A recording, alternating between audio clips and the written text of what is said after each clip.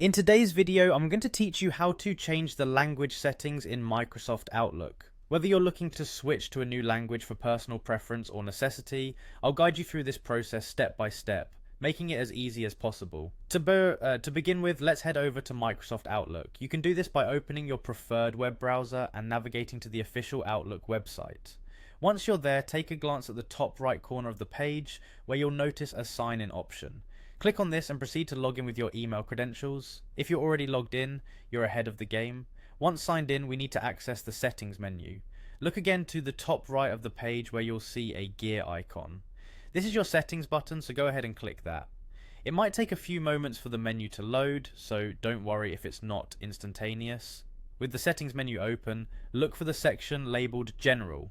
Clicking here will unfold several other options, and you're going to want to find the language and time settings. Within this section, you'll see a drop-down menu specifically for language. This is where the magic happens.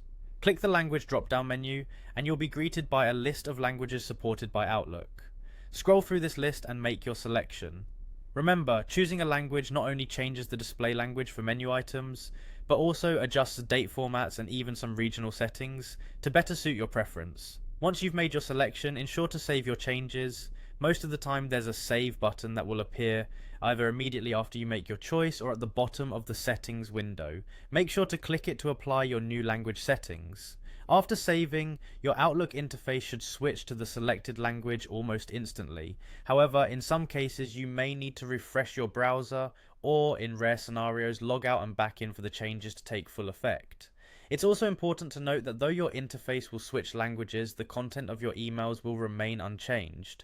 And there we have it, a simple yet thorough walkthrough on how to adjust your language settings in Microsoft Outlook. This can be incredibly useful for anyone working in a multilingual environment or learning a new language. Don't hesitate to experiment with different settings to find what best suits your needs. Thanks for watching, and happy emailing.